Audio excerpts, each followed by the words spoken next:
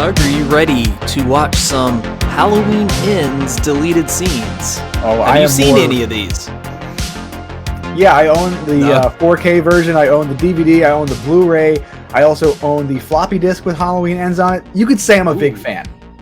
No, I haven't seen this hot garbage, but I'm ready to roast it with you.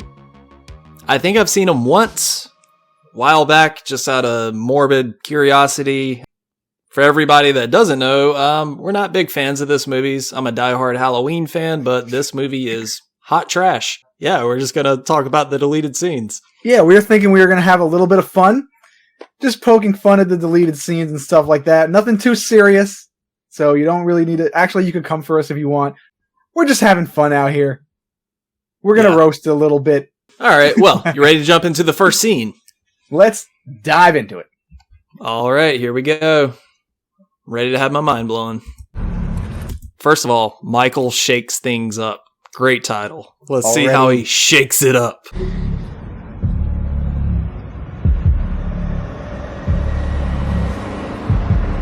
I haven't seen any shaking yet.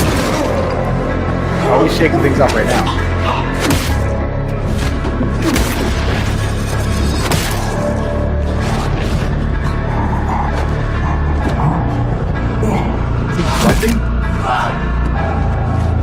Yes, he is. I didn't know he was Duke Nukem all of a sudden.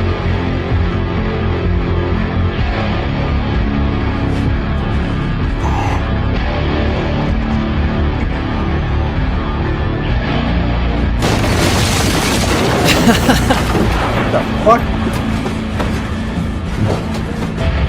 They're out on the streets of New York City! The hardcore match continues!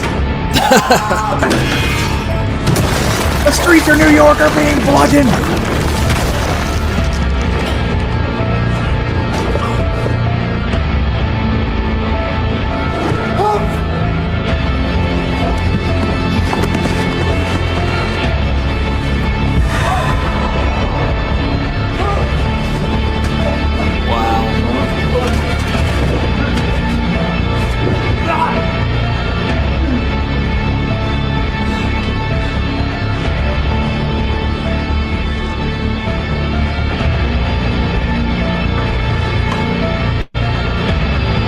What is the purpose?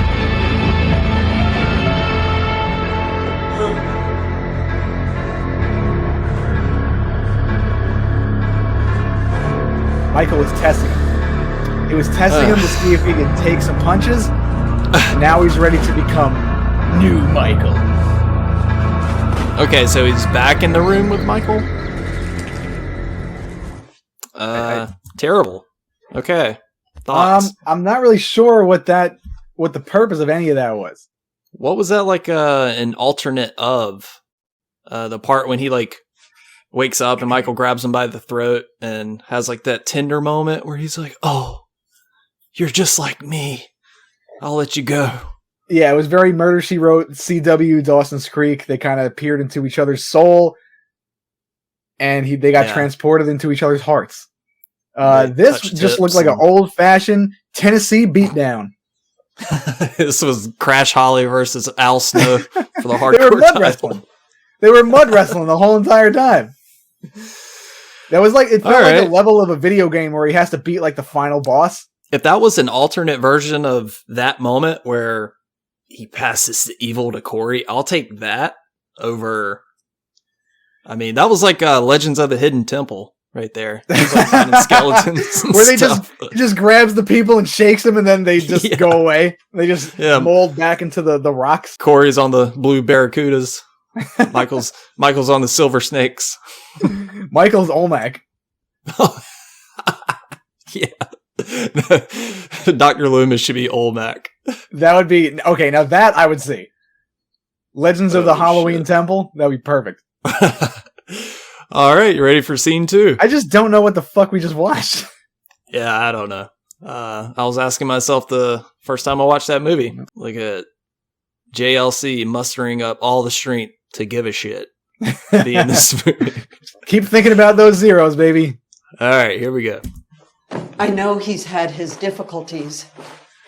I'm afraid how they might manifest. What if he hurts someone that he loves? My son. This town turned against him after the accident with Jeremy Allen. They would have felt for him. They would have helped him heal. But because your boogeyman disappeared, they needed a new one. Hello. Nice to see you. Fuck. Nice to see you too. Oh my god, she encountered the evil. He just sashayed in.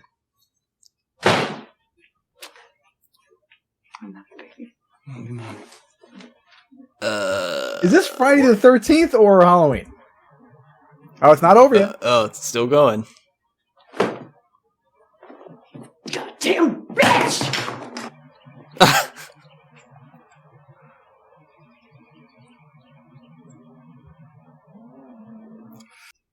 Is that what your Yeah. mom talks like? That's how my She got- mom talks? Yeah, she's got that New York fire. Is that what it's at? My mom sounds crazy. She doesn't sound like that. I don't know what was going on in that whole entire scene. That was a good Fred Astaire moment for Corey. Yeah, I love the startled moment by Lori. It's Corey. Oh It's called no. acting. A little overacting. In all seriousness though, JLC, Crazy Sexy Cool, isn't that bad in this movie. I mean, she's just given shit to work with, but She's doing nothing. She doesn't move the needle or she doesn't have a pulse in this movie. She just floats right through. Jamie Lee Curtis is a fucking legend. I'm not saying she can't act because everything everywhere all at once. Hello. But again, like you said, material is garbage. all right, next scene, you ready? Nitro, Doug? baby. Oh, No, but yeah. I think this is going to be more of Corey being like, "Oh my god, I'm turning evil." He's looking at himself in the mirror. All right, here we go. Yeah, just from the title. If they play I'm Turning Japanese, that would be a really good song to play over them. Damn, damn.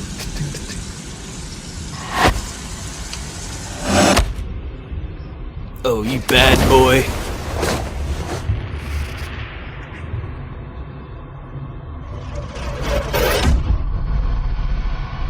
I want to be with you.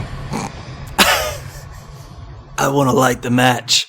He's like a bad boy. He's like a fucking T-Bird from Greece or something. You've known her for 48 hours, Corey. What the fuck are you talking about? That's the relationship that I don't buy in this movie at all. That was like a Tinder date amount of time that they've known each other, and they're like so falling in love with each other. They want to like fucking kill people. They want to kill for each other. Let's burn it down. I'll light the match. I'll light the script on fire. I'm gonna improv. And again, had this been a seed that they planted in 2018, like, oh, Corey, and then they progressed it a little further in kills, and okay, but you can't make the whole movie about Corey Cunningham in movie 3 of a trilogy. Like, no. Oh, it was very jarring to see him come on the screen and not realize who he is. Because when I first saw it, I was thinking, I'm like, did I miss this guy? Was he in the other two movies? And he wasn't. And then just the chemistry between them. They're two pieces of wood.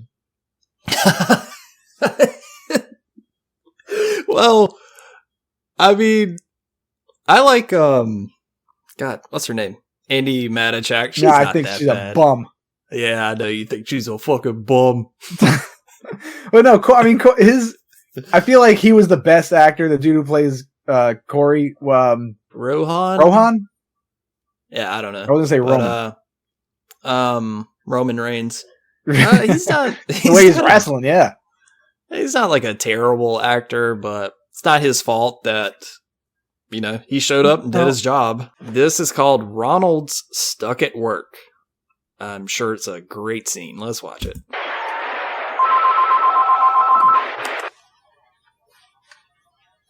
Watching some Jean-Claude Van Damme. I can't see it. Hello. Oh, shit. Yeah. Sorry. My bad. You didn't I miss was it. like, I don't know if you're going to cue it up.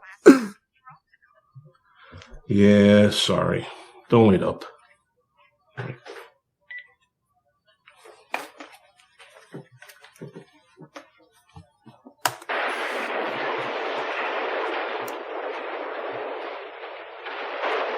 Foreshadowing or something? Okay, well, there's really no need to even talk about that scene. It was Corey's dad watching a Jean-Claude Van Damme movie, which I would have rather watched than this movie. They could have left. They were right to leave that scene out. They shouldn't have even filmed it. Yeah, what was the point of that? It added nothing. Next scene, Margot gets the boot.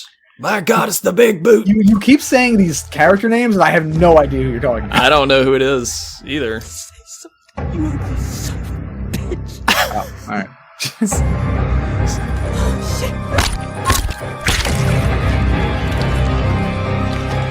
Okay, that would have been cool if they left that in there. Yeah.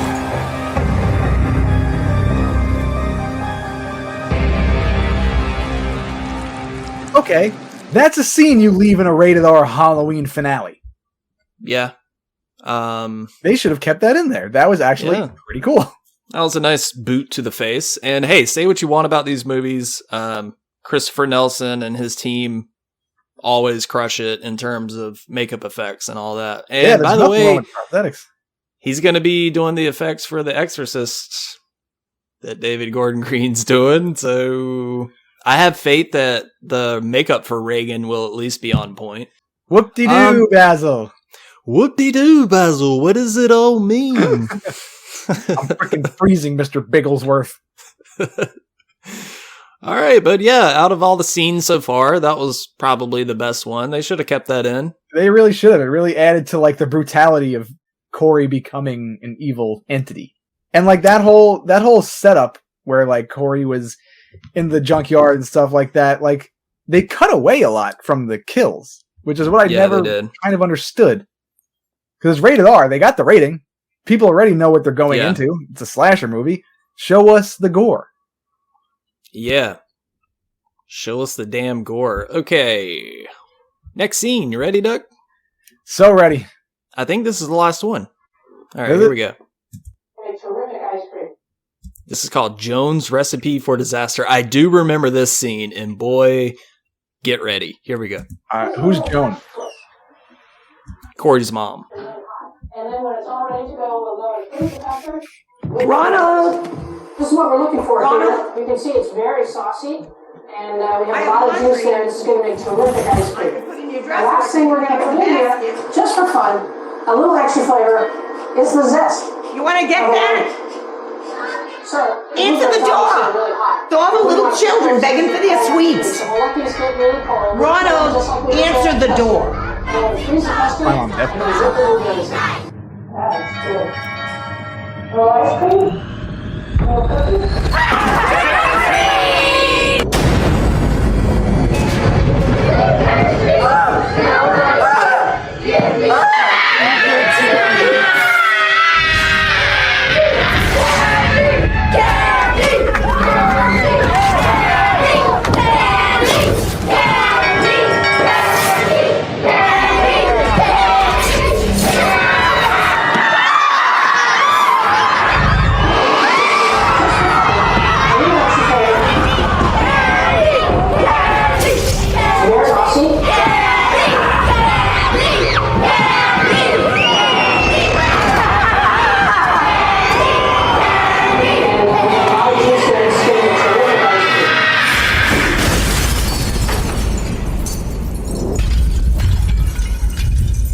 Terrible.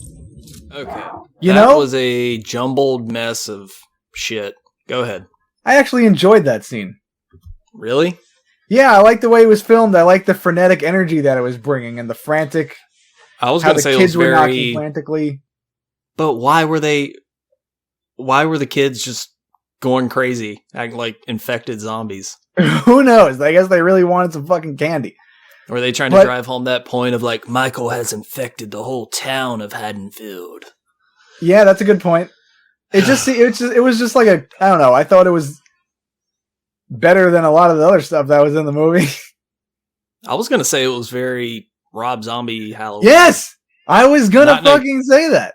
I'm saying that in a bad way. You sound like you're saying it in a good way. Yeah. Whore with the big tits hanging down to her knees. Maybe I'll choke the chicken, purge my snorkel all over them flappy ass tits. Good. We'll have a good fucking time. I will. I hope she likes cripples. Bitch, I will crawl over there and I will skull fuck the shit out of you. Because it had a different type of energy, and that's the energy that Michael brings. Like when he's in front of you, it's just hectic and crazy, and he's tossing you around and stabbing you. And the kind of quick camera cuts between the craziness outside and the craziness inside. It seemed like it was a better directorial choice than the shit that they left in. I thought it was just visual garbage. Just like fast edits doesn't mean like it's good. No, not necessarily. This was, I think, in a better direction than the other kills that were in the movie. Sure, I guess it had some brutality to it. It was a little more brutal. But still, it's Corey Cunningham killing these people. It's Dinkelman. Dusty Dinkelman. He skis in his jersey. He skis in his jeans. That's all the deleted scenes. Man. Wow. Wow. Would those scenes make the movie better for us, in our opinion? Other than Toss the boot up. stomp, no. Yeah, I just don't see a point to ever rewatch this movie. Maybe for like a watch along or something like that, which we will most likely do or possibly do on our Patreon. That's always an option. Yeah. If you want to watch me and Phil fall asleep for 2 hours, Yeah. you can come watch that movie with us. We'll just put cardboard cutouts of ourselves sleeping. Like, Oh, it's just perfect. Point the webcam at that. I don't like this movie, Doug. I still don't. Yeah, I hated it the I'm gonna first have time I to agree saw with it. It's not gonna grow on me. Like, hey man, it's different, dude. At least they did something different. Hey, call me crazy. I want to see Michael Myers in my movies. How about that? Is that so bad? Or Not in the Halloween movie, no. And I'm appreciative that they try to do something different, but they didn't follow through with their own idea. They didn't finish it. Yeah. They half-assed it. They copped out. And they said, oh yeah, Michael Myers, people want to see it. Let's just shoehorn him in at the end of the movie, even though it was supposed to be about Michael Myers and Laurie Strode the whole time. Halloween Kills! When Michael Myers is longingly staring out the window and whatever dumb cop number 5 says, Laurie, it's not about you. He just wants to go home. Well, you just undermine the whole story right there. Because That's it is true. about Laurie Strode. I don't agree with the story choices that were made in any of these movies because they don't make sense when you watch it all together. Yeah, isn't that wild that like pretty much the whole theme of Halloween Kills is that Michael comes home after he kills. Like it's more about his house.